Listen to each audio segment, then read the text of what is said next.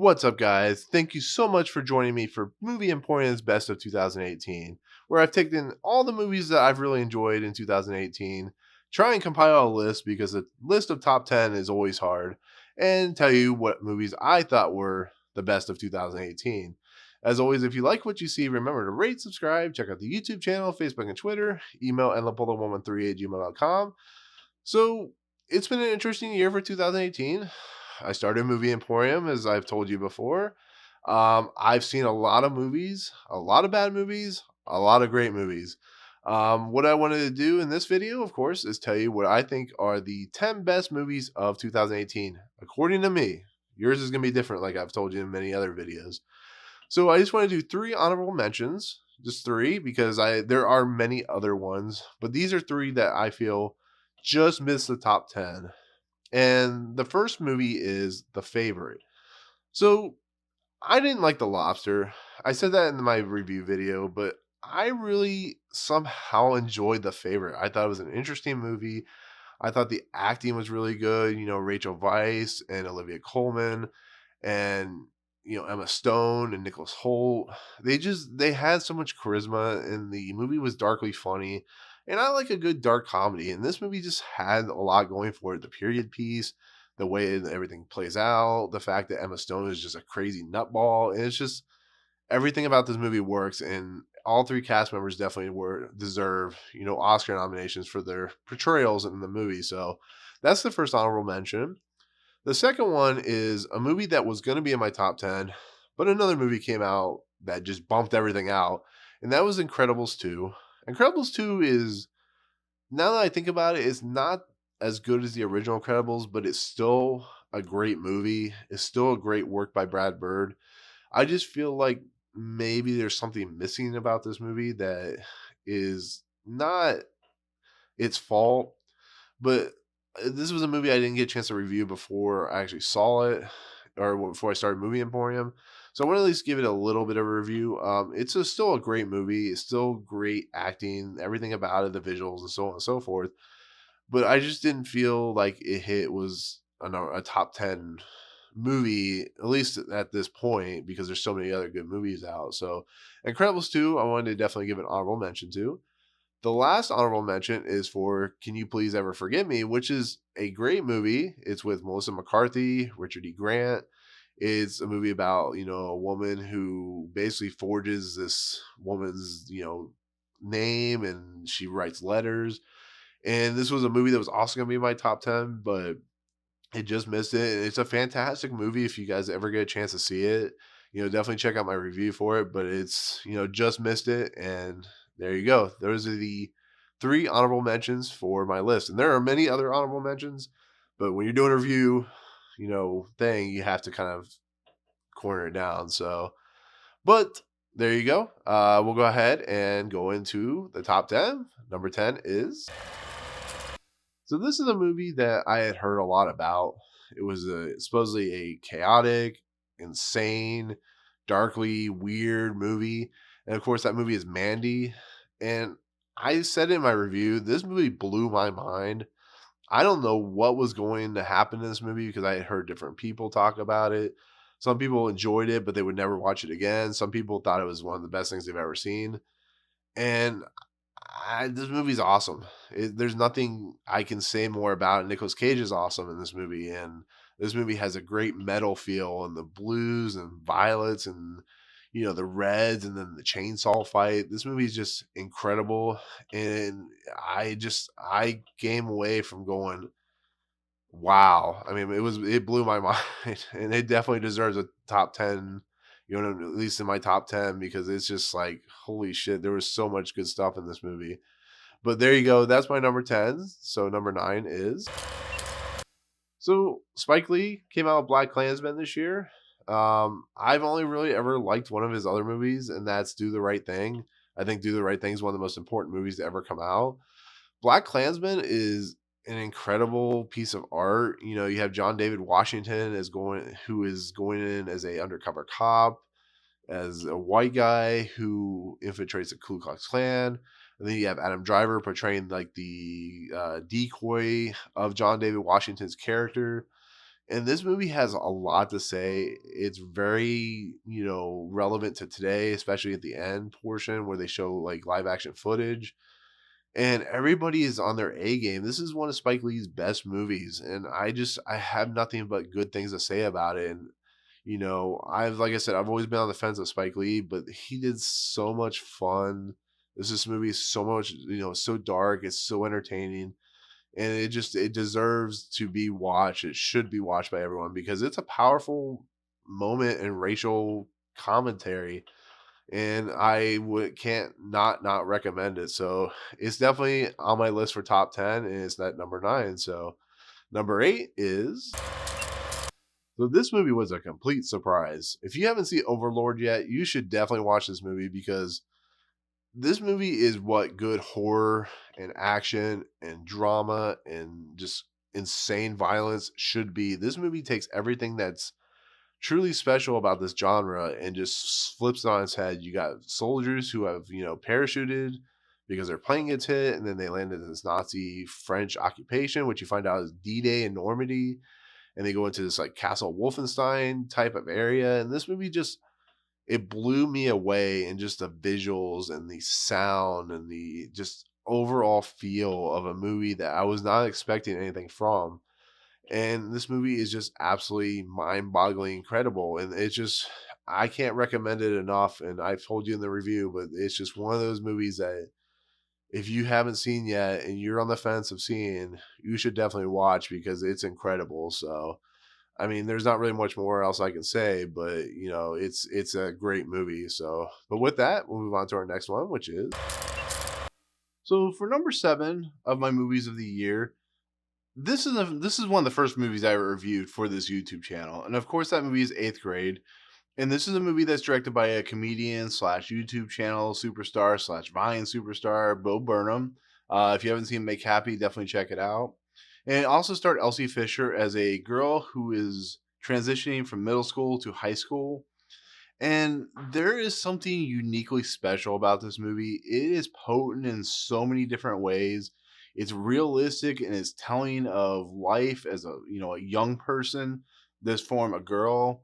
And it shows what happens when people are in cliques, when people are different. And it's just true to life. And it's such an amazing feeling, amazing acting, amazing everything type of movie.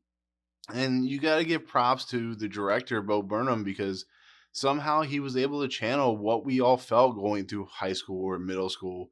How a lot of us were outcast. I was an outcast. And this movie just, it's an amazing look at that life. And everybody in this movie clicks. This is a lot like that movie Edge of 17 with Haley Steinfeld. It's a perfect compilation between the two. But if you haven't seen Eighth Grade, if you haven't seen it since it's come out in the theaters and of course on Blu-ray DVD, definitely check it out because it's an amazing, amazing movie.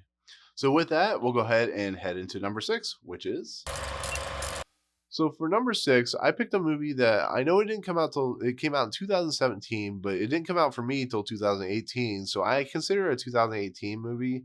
And of course, that's Molly's Game, which is directed by Aaron Sorkin in his first directorial debut. It stars Jessica Chastain, it stars Idris Elba, it stars Kevin Costner, and it's basically about the woman who named Molly Brown who started a casino that kind of got out of hand, and she got sent to court where she meets Idris Elba's lawyer character, and she is pulled through the ringer. And this movie is fantastic. I didn't review it because I hadn't, of course, not done a movie Emporium channel yet.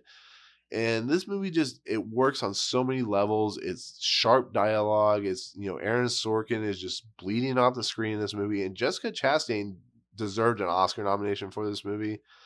She was really good. Idris Elba was really good. Everything about this movie clicked.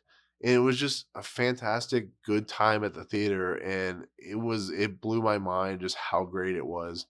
And you get a lot of fun characters. Michael Cera pops up in this movie, and he's fantastic as like the character that's portraying a real life character that you found out I guess was Tobey Maguire.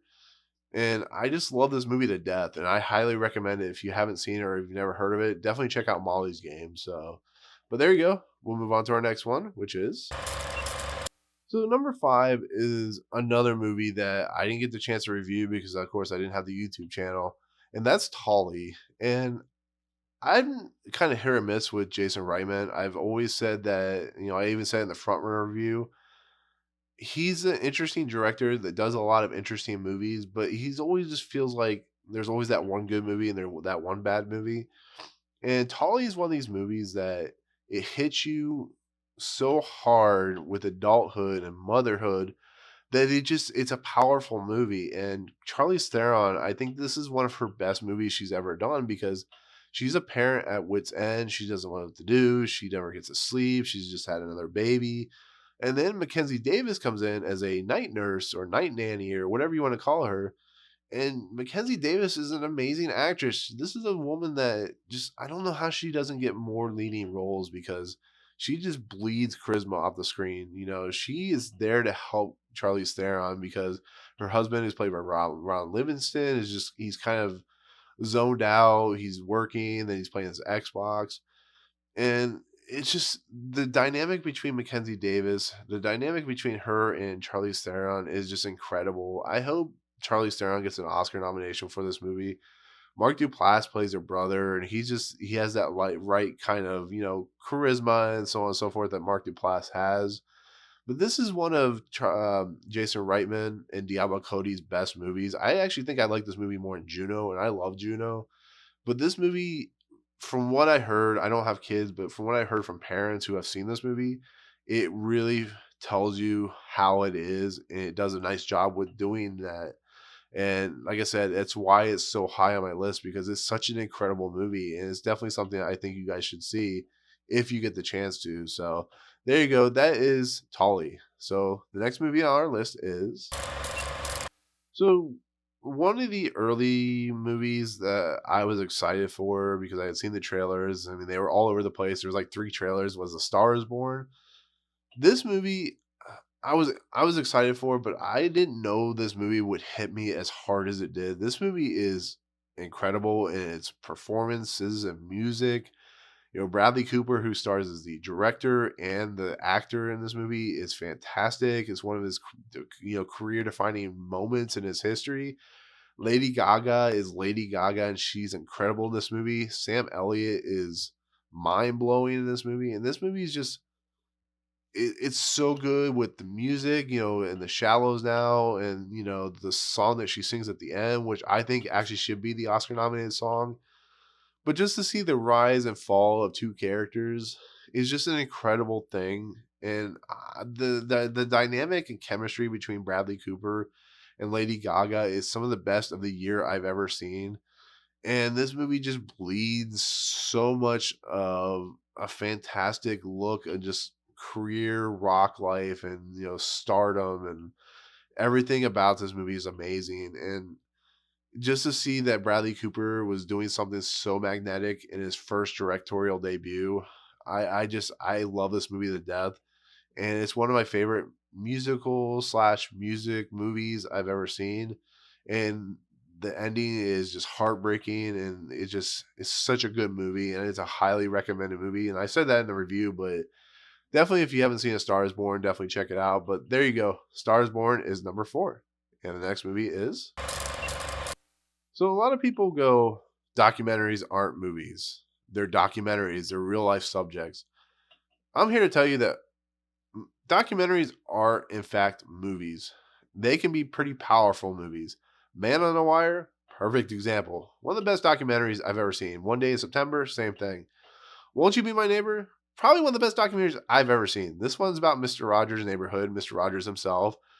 The idea of a man who was so compassionate towards everybody he came in contact with, how he wanted to create a universe of good, of essential energy, of just fantastic, feels, and just his hypnotic nature is just something to behold. And this guy is something we need in today's culture with everything negative that's going on. Something like Fred Rogers just knew how to bring out everything that was so good about people, and he did it with the TV series that was so difficult for people to comprehend, but kids loved it. Parents somehow found it creative. And this movie is just the compassion it shows to Mr. Rogers is just incredible. And that's why this is one of the best documentaries ever made because it knows how to not be manipulative, but give you a guy who was there for people because he cared about people. And it's a documentary I wholeheartedly recommend to anyone who hasn't seen. Definitely see it and just you will cry. I cried, so it was a great movie.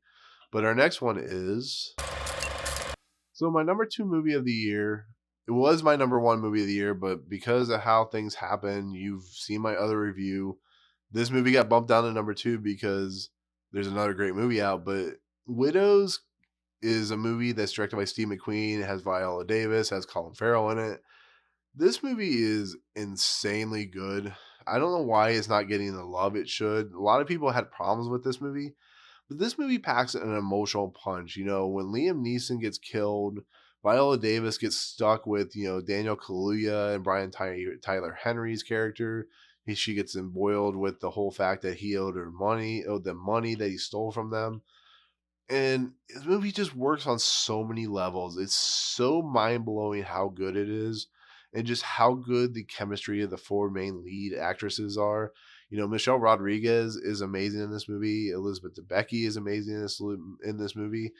And I don't know, I find this movie just enthralling and just such a great thriller and caper and you know, everything about it just works on so many levels, and I'm so glad I got to see this movie when I did because it just it's so good, and everything just about it is just it's uh, I said in my review, but this movie is incredible, like I said. So, but there you go. That's my number 2, and of course, number 1 is so, of course, you know what number 1 is. I've already said it. You saw my review. If you watched it, you know what it is. This is a movie that I think has changed animation forever. And I don't think since Pixar with Toy Story has a movie that has changed fundamentally everything that I hold dear with, movie telling and movie making and the idea concept of just turning things into a creative process. And I Spider-Man Into the Spider-Verse is a movie that's so original and so breathtaking and so colorful and so dynamic and so just all just encompassing everything that we want in a film that it's a powerful movie. It's just when Miles Morales gets the Spider-Man from an alternate dimension, or the Spider Noir, or the Spider Ham, or Gwen Stacy, or Penny Parker. When all these characters combine, they just create an interesting dynamic. And Miles Morales' character, he loses his uncle, and then he gets bit by a spider. And this movie is just, it does so much. It looks so amazing. It looks like basically a comic book come to life, and this movie should make hundreds of millions of dollars. People should not sit on their laurels not seeing this movie because it's just that incredible. And I've never felt so alive watching a movie. I've never laughed. I've never cried so much. I've never just felt so much emotion, and then it collapses with a big bang, and the fight sequences are amazing. And I'm reiterating the review, but there's a reason this movie is my favorite movie of the year, maybe one of the best animated movies I've ever seen because it's just that incredible. And there can't be anything more said about Spider-Man Into the Spider-Verse that I haven't already said already. But this movie just deserves to be number 1. And it's not going to be on number 1 on everybody's list, but to me personally, this movie couldn't be topped. And it's pretty impressive because it only came out in December. But for a movie that came out in December that was able to top a movie that I thought was already incredible with Widows, it just shows you the power of people who really care about what they're doing. And that's what Spider-Man Into the Spider-Verse did for me. And that's why it's number 1. And that's why I wholly recommend that you guys go see it. So, but there you go. That's number 1 through 10 of my best movies of 2018.